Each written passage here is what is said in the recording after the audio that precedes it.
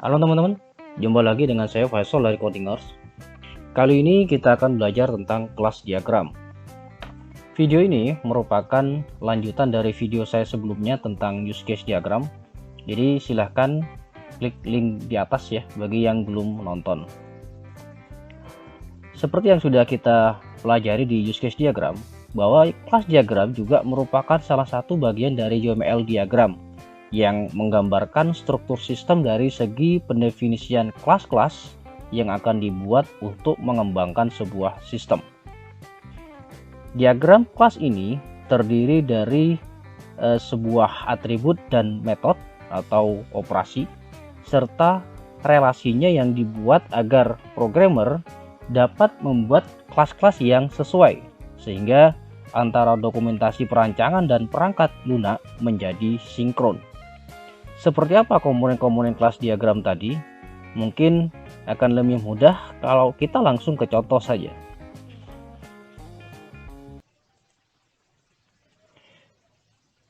Di sini saya menggunakan star UML untuk membuat kelas diagram sebagai contoh kita nanti.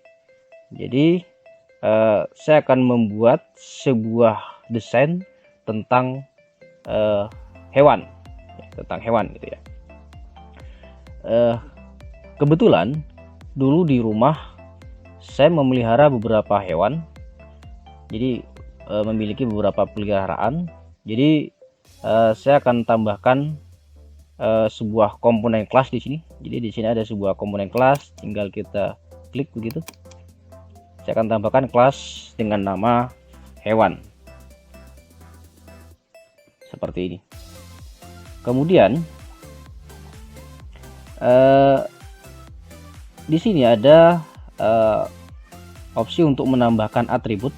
Jadi atribut itu adalah data atau informasi yang melekat pada sebuah hewan, misalkan nama, umur, berat badan, kemudian warna kulit atau rambut gitu, dan lain-lain. Oke, kita akan tambahkan sebuah atribut di sini. Misalkan yang pertama adalah nama.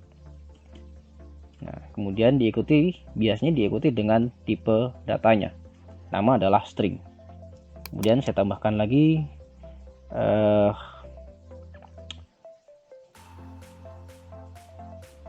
umur atau usia gitu. Jadi usia dari hewan tadi. Ini saya buat jadi integer. Kemudian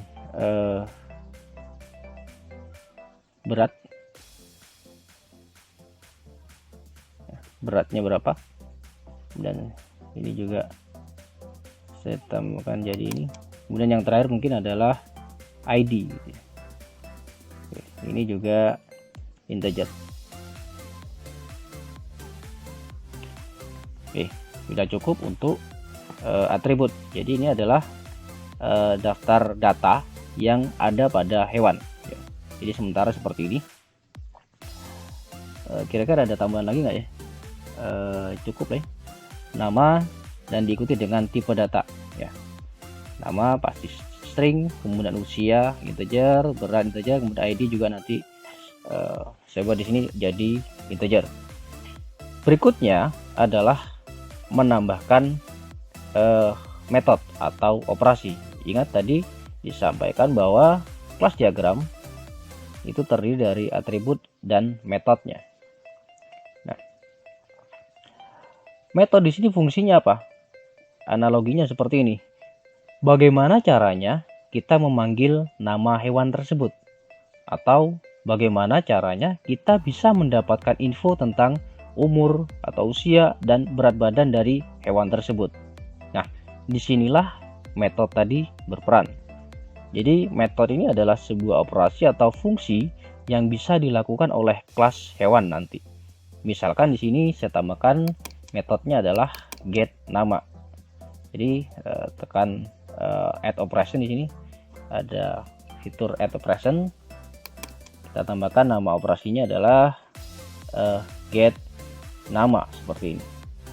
Biasanya diikuti dengan kurung seperti ini, dan nanti dia mengembalikan atau tipe returnnya adalah apa, seperti ini. Atau ada juga yang biasanya ada yang membutuhkan variabel atau parameter input.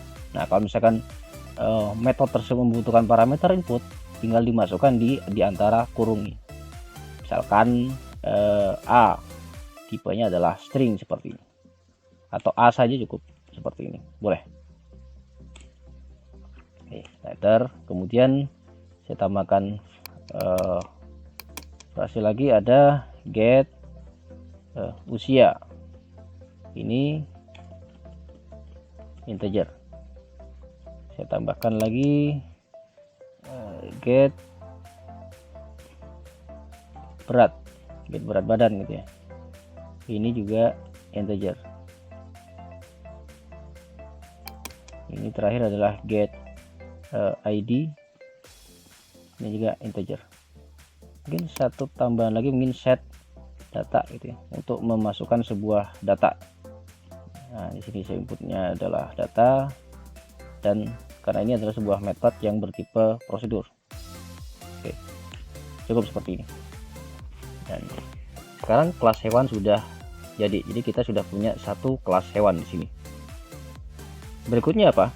Nah, berikutnya adalah kita pelajari di sini bahwa di sebuah kelas diagram itu ada yang namanya visibility atau aksesibilitas pada atribut dan metode.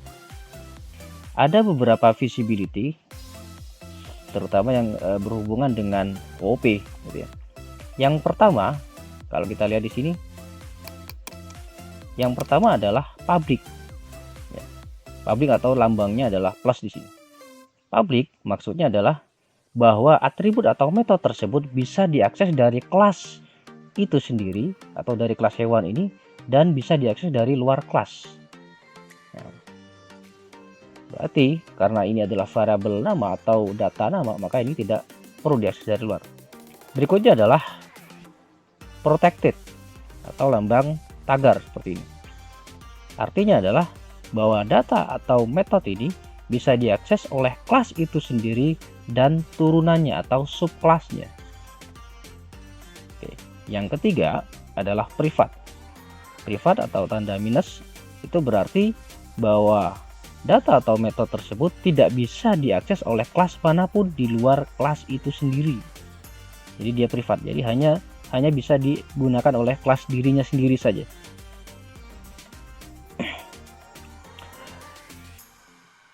Kemudian yang terakhir adalah package. Package atau tilde ya, lambang tilde ya, atau yang melingkar-lingkar gitu ya. Bukan melingkar sih, seperti ular gitu ya. Kemudian ini maksudnya adalah bahwa data atau metode tersebut dapat digunakan oleh kelas lain. Jadi bisa digunakan oleh kelas lain selama masih dalam satu paket. Tapi package ini jarang digunakan. Yang paling banyak digunakan adalah public, protected, dan privat. Nah, di sini saya tentukan nama adalah privat karena ini adalah sebuah data. Jadi jangan sampai data ini langsung bisa diakses oleh kelas dari luar kelas gitu ya. Ini juga sama, kita tentukan dia privat. Ini juga sama, ini adalah privat, dan yang ini terakhir sama, privat. Kemudian bagaimana dengan metode? Metode boleh ya, karena untuk mendapatkan nama maka kelas dari luar juga mengaksesnya dengan menggunakan get nama, sehingga ini kita tentukan dia sebagai public.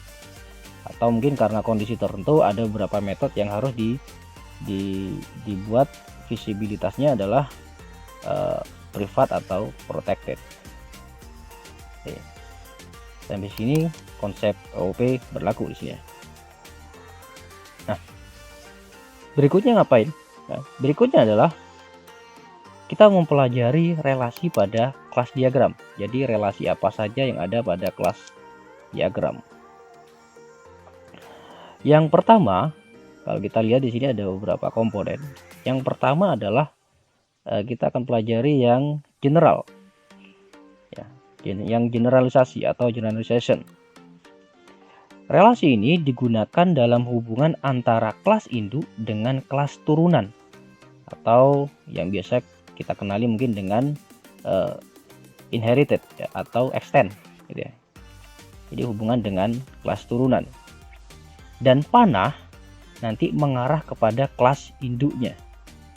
Nah, pada kasus ini saya akan kasih contoh, misalkan di rumah saya dulu saya punya peliharaan, ada ikan, kemudian ada kucing, dan yang terakhir adalah tikus gitu ya. Ya meskipun tidak dipelihara tapi ya, kenyataannya memang ada gitu ya. Oke, kita akan tambahkan 3 kelas baru di sini. Ada kelas tikus. Kita mulai dari ikan dulu, ikan. Kemudian ada kelas kucing tadi ya, kucing. Dan yang terakhir adalah kelas tikus. Kemudian kita buat metodenya, kita temukan metodenya.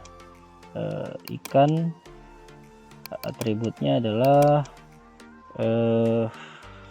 kira-kira apa ya, kita tambahkan atributnya adalah jenis ya, jenis ini string, kemudian ini privat. Kemudian kita tambahkan sebuah operasi adalah get jenis. Jadi untuk contoh saya rasa cukup lah ya, cukup satu saja. Oke, ini sama, kucing ini jenisnya apa, kucing Anggora, kucing kampung, atau kucing-kucing yang lain, kucing garong gitu ya. Dan yang berikutnya adalah metodenya adalah get jenis.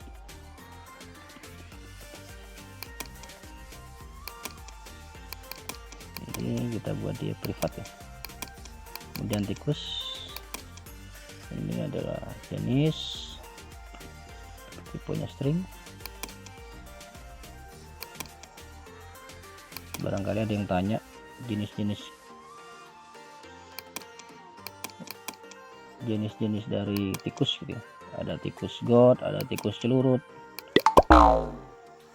dan tikus-tikus yang lain.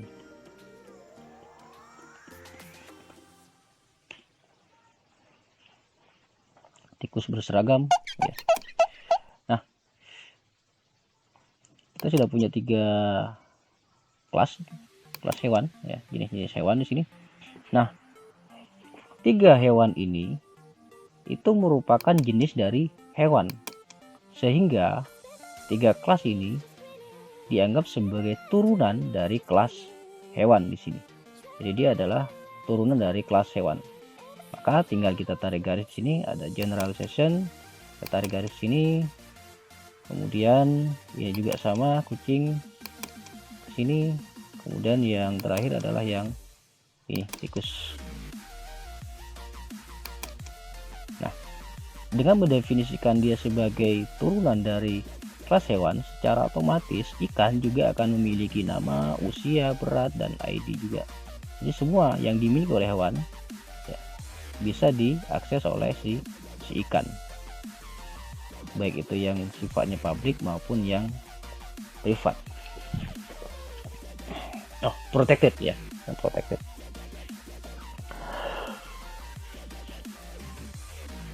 Kemudian dari sini kelas hewan itu bisa juga kita nyatakan sebagai kelas abstrak, bisa juga sebagai kelas abstrak. Tinggal kita ganti di sini ya, is abstrak. Nah, biasanya ditandai dengan garis miring. Ada juga yang ditandai dengan kurung ya. Ada nama kelas itu dikurung, itu dianggap sebagai abstrak. Kemudian garis ini bisa kita perbaiki juga. Kita buat dia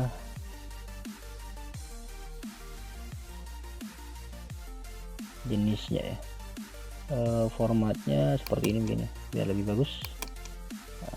Seperti ini biar dia lebih bagus, biar lebih rapi. Ini juga sama, kita buat dia seperti ini.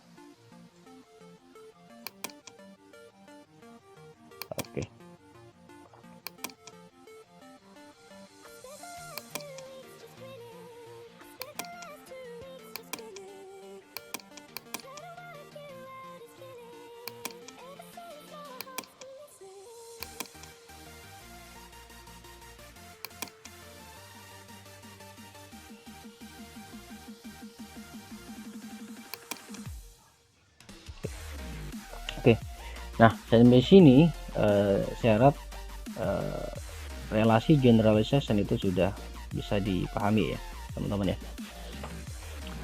Relasi yang kedua adalah asosiasi. Di sini, association ya.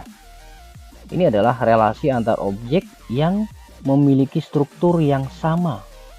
Jadi relasi antara dua kelas atau lebih yang memiliki struktur yang sama.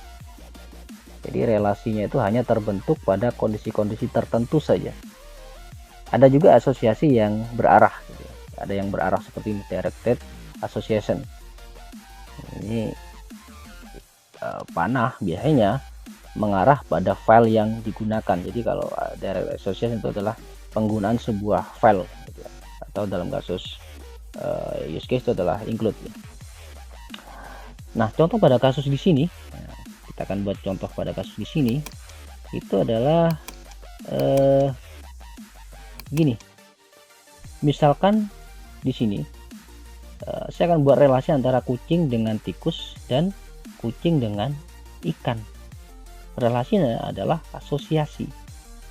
Ya, saya akan buat relasinya adalah asosiasi di sini. Tapi nama relasinya adalah makan. Ya, yang berarti di sini kucing memakan tikus. Ya, jadi relasinya adalah dalam hal memakan. Jadi si kucing memakan tikus.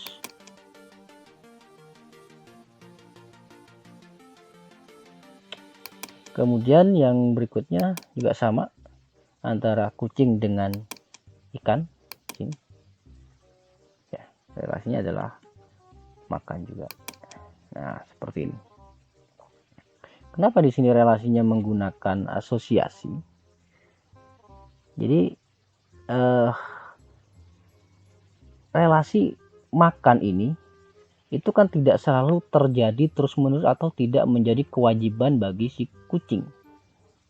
Jadi maksudnya, seandainya kucing ini tidak memakan tikus, toh dia juga tidak masalah, dia bisa mencari makanan yang lain.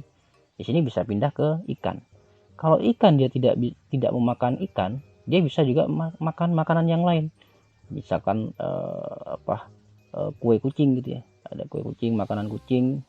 Kemudian ada dikasih nasi mungkin. Ini kalau di kampung kucing sering kita kasih nasi gitu. Nasi, kerupuk dan lain-lain. Jadi seandainya dia tidak makan tikus, maka ya sudah, tidak masalah. Jadi tidak ada relasi lain selain urusan makan di sini. Jadi bukan relasi saudara juga, bukan teman juga, bukan pasangan hidup juga. Hanya urusan makan di sini. Dan tidak menjadi sebuah keharusan. Maka relasinya adalah menggunakan asosiasi. Kalau relasinya menjadi wajib, maka tidak lagi menggunakan asosiasi. Jadi kucing tidak selalu makan tikus, tapi bisa memakan tikus. Makanya di sini relasi asosiasi itu biasanya ada multiplicity-nya. Multiplicity itu apa?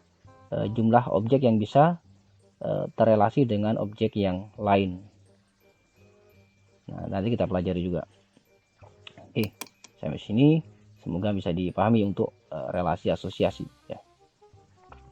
Untuk directed sama ya, sama seperti asosiasi ini, hanya saja dia prosesnya adalah penggunaan. Jadi misalkan kelas kucing memanfaatkan kelas tikus dan hal mengincludekan file tersebut atau import seperti ya, model import seperti atau include. Jadi panah mengarah kepada kelas yang digunakan. Oke. Relasi yang ketiga adalah agregasi.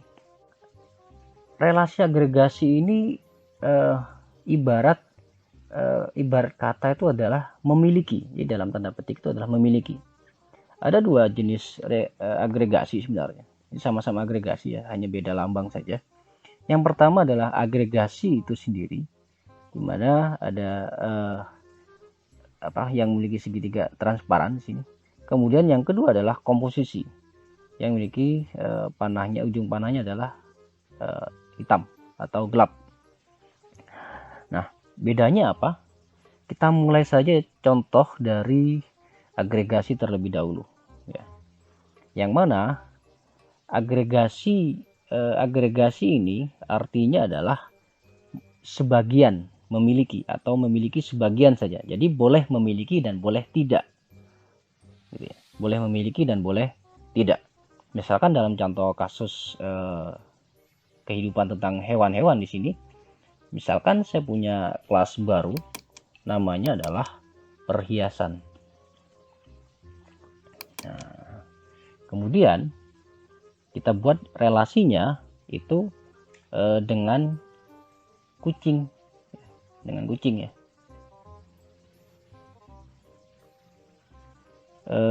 Bukan perhiasan ya. Iya, perhiasan ya. Kita buat relasinya adalah dengan kucing ya. Perhiasan di sini ada agregasi ya. Dan panahnya mengarah kepada yang menggunakan ya. Jadi karena perhiasan ini akan digunakan oleh kelas kucing, jadi relasinya itu nanti adalah agregasi. Jadi logikanya setiap kucing boleh memiliki perhiasan dan boleh juga tidak, gitu ya. Boleh tidak juga. Jadi panah mengarah kepada yang menggunakan atau yang memiliki, seperti ini. Nah, ya. Jadi relasinya adalah kucing memiliki perhiasan, tapi tidak selalu.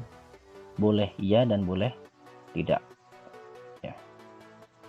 Jadi ada yang memiliki, ada yang tidak, gitu. Jadi artinya adalah memiliki relasinya. Kemudian udah dipahami ya yang agregasi. Kemudian yang komposisi ya, yang berikutnya adalah yang komposisi di sini. Ini maksud dari relasinya adalah berarti pasti memiliki. Jadi seperti wajib memiliki atau pasti memiliki, gitu ya. Jadi misalkan di sini saya tambahkan kelas baru lagi di sini. Contohnya misalkan akuarium. Ya, akuarium. Dimana ikan kalau dipelihara di rumah itu harus memiliki akuarium seperti ini. Jadi nggak mungkin kalau kita misalkan kita taruh di tempat lain nggak hidup dia. Jadi harus di akuarium. Jadi ikan pasti memiliki akuarium, gitu ya, sebagai tempat hidupnya. Jika tidak hidup di akuarium, maka ikan kan nanti akan mati. Dan jika ikan mati, maka buat apa kita punya akuarium? Jadi di sini artinya begini. Jika kelas ikan ini tidak ada, maka kelas akuarium juga tidak mungkin ada. Karena kalau nggak punya ikan, ngapain kita punya akuarium? Masa buat si tikus berenang? Kan nggak mungkin juga, gitu ya. Jadi kalau dalam relasi komposisi, jika kelas yang menggunakan tadi, jika kelas induknya ya itu tidak ada, maka komposisi atau kelas yang di bawahnya itu juga akan otomatis tidak ada. Beda dengan yang di sini. Kalau kucing tidak ada, maka perhiasan juga boleh ada, boleh tidak, nggak masalah. Nah, contoh lain dari relasi ini, relasi agregasi ini, contoh yang lain misalkan antara mahasiswa dengan pacar. Jadi mahasiswa boleh punya pacar dan boleh juga tidak, gitu. Jadi untuk memiliki seorang pacar tidak perlu harus menjadi seorang mahasiswa. Jadi kalau misalnya kelas mahasiswanya tidak ada, pacar juga ada, nggak masalah. Tidak harus kalau bukan mahasiswa nggak boleh punya pacar, bukan seperti itu. Baru kalau yang di sini yang komposisi, karena di sini pasti, contohnya misalkan dosen wali, antara mahasiswa dengan dosen wali. Jadi setiap mahasiswa pasti memiliki dosen wali. Begitu. Jika tidak ada mahasiswa, jadi kalau kelas mahasiswanya tidak ada, tidak mungkin ada dosen wali. Emang mau jadi dosen walinya siapa kalau mahasiswanya nggak ada? Kan tidak mungkin juga. Nah, jadi paham ya perbedaannya antara komposisi dengan agregasi. Kalau ini adalah sebagian, boleh punya boleh tidak. Kalau yang ini adalah pasti punya atau pasti memiliki, gitu ya. Berikutnya adalah relasi berikutnya adalah kita cari yang lain ya, dependensi di sini. Ya. Dependensi di sini adalah ketergantungan. Gitu ya. Jadi relasi ini memiliki tujuan jika sebuah operasi atau metode tadi pada sebuah kelas itu membutuhkan kelas lain, baik sebagai parameter maupun sebagai return value ya, tapi bukan sebagai atribut ya. Dan dalam hal ini nanti panah mengarahnya kemana? Mengarah kepada kelas yang membutuhkan tadi. Jadi misalkan ada dua kelas A dan kelas B, di mana kelas A memiliki metode yang membutuhkan kelas B sebagai parameternya atau sebagai outputnya, maka relasinya adalah dependensi. Jadi dalam hal ini kelas A tergantung dari kelas B ya, sebagai parameter atau sebagai return value. Berarti panahnya mengarah dari kelas B ke kelas A. Oke, kita contohkan di sini. Misalkan di sini saya ganti, yang relasi ini saya ganti, relasinya adalah dependensi. Ya, dependensi seperti ini. Kemudian di sini metodenya saya tambahkan metode baru ya. Nama metodenya adalah misalkan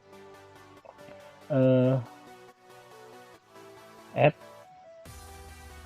per atau set ya, set perhiasan ya, set perhiasan. Di sini sebagai parameternya adalah kelas perhiasan seperti ini. Nah,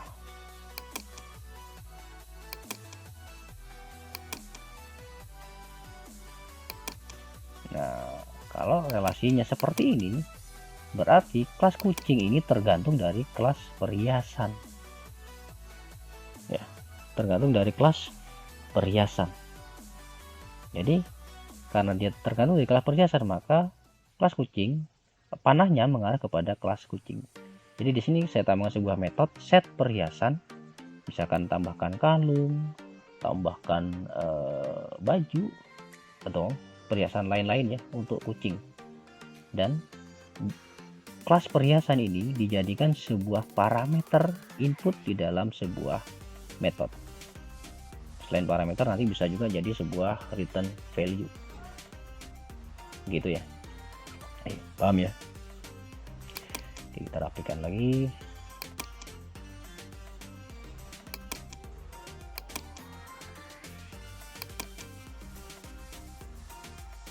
Oke.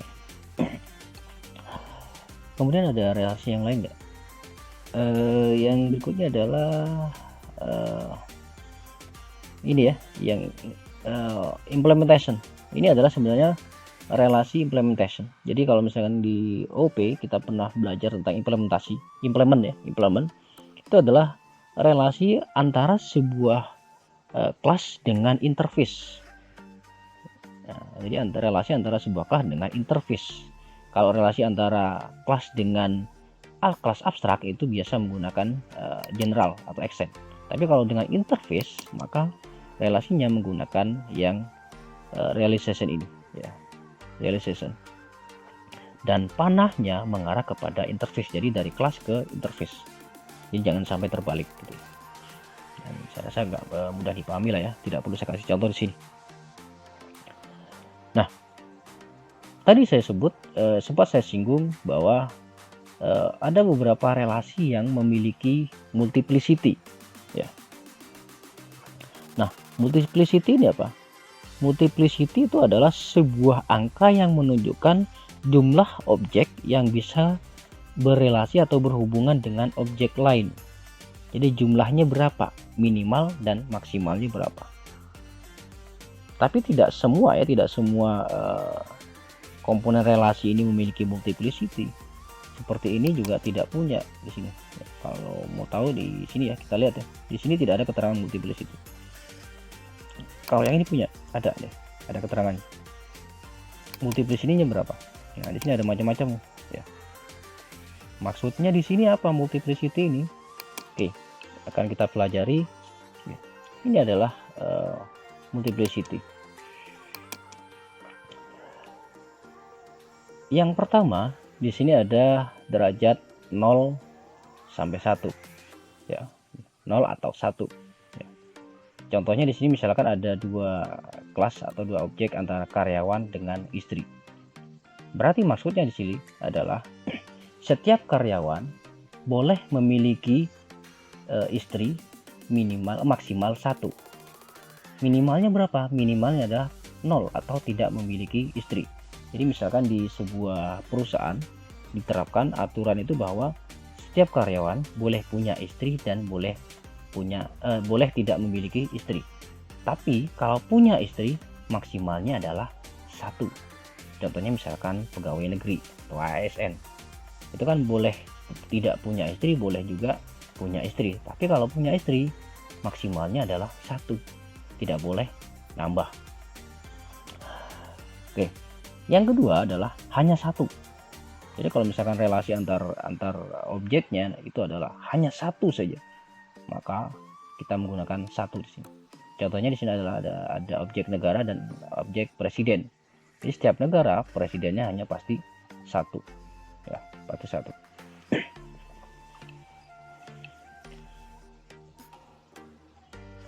Kecuali mungkin presiden Sunda Empire ya, itu jadi ngaco. Kemudian yang ketiga adalah 0 atau lebih atau tidak terhingga di sini ya. Contohnya misalkan ada sebuah objek di sini karyawan dengan anak. Jadi logikanya begini, setiap karyawan boleh tidak memiliki anak, dan jika memiliki anak itu boleh lebih dari 1. Maksimalnya berapa? Ya terserah. Kan tidak mungkin sebuah perusahaan mengatur bahwa anaknya harus maksimal berapa atau minimal berapa, tidak. Nah, kecuali perusahaan tersebut memberikan aturan bahwa setiap karyawan hanya boleh punya anak maksimal 3. Maka di sini 0,3. Gitu ya. Kemudian yang keempat, 1 atau lebih. Jadi misalkan minimalnya adalah 1 dan maksimalnya adalah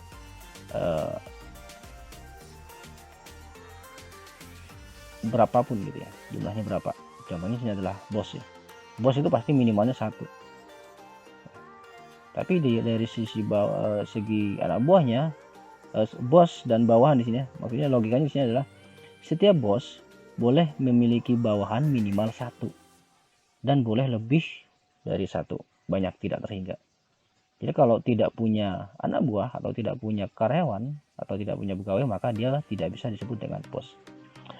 Yang berikutnya adalah N. Jadi hanya N, di mana N di sini harus lebih besar dari 1. Contohnya adalah karyawan dan check up. Ya, jadi setiap karyawan wajib melakukan check up di sini sebanyak berapa kali. Kemudian yang berikutnya adalah 0 sampai N ya. 0 sampai N adalah karyawan dengan SIM. Jadi karyawan misalkan di perusahaan tersebut menerapkan aturan karyawan boleh tidak punya SIM dan boleh punya SIM berapapun ya. Ada SIM A, SIM B, SIM C dan sebagainya. Jadi boleh tidak punya dan boleh punya lebih dari 1. Tapi kalau misalkan itu adalah perusahaan ekspedisi, biasanya wajib ya, jadi minimal punya 1 SIM. Nah, itu beda lagi. Dan yang terakhir sini adalah 1 sampai N ya. 1 sampai N berarti kereta api contohnya sih ya, antara kereta api dengan gerbong. Jadi kereta api pasti punya gerbong ya, minimal 1. Jadi minimal 1 gerbong dan maksimalnya banyak ya. Jadi kalau misalkan ada kereta api tidak punya gerbong, maka itu bukan kereta api. Odong-odong mungkin ya. Oke, sampai sini multiplicity semoga mudah dipahami ya. Kemudian yang berikutnya yang perlu kita pelajari adalah beberapa aturan ya. Tapi sebelumnya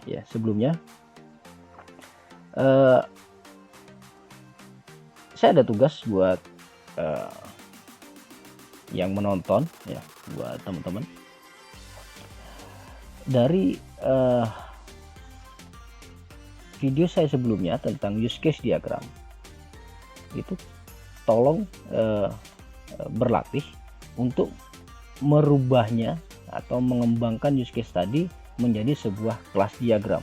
Jadi dari use case diproses menjadi sebuah kelas diagram berdasarkan contoh use case yang sudah ada di video sebelumnya, yaitu tentang sistem KRS. Jadi di video saya sebelumnya itu sudah saya kasih contoh tentang use case pada sistem KRS. Nah, itu nanti dibuat kelas diagramnya tentang sistem KRS.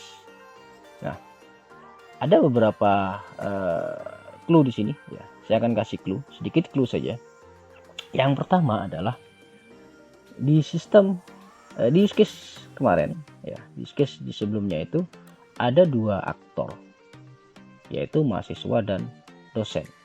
Berarti kita butuh dua kelas di sini. Ada dua kelas, dosen dan kelas mahasiswa. Dan dua kelas ini itu sama-sama sebagai pengguna atau user dari sistem KRS. Berarti apa? Berarti dua kelas ini itu adalah turunan dari kelas user. Jadi sama-sama turunan dari kelas user. Berarti di ini sudah ada relasi general ya. Ada dua kelas yang relasinya general.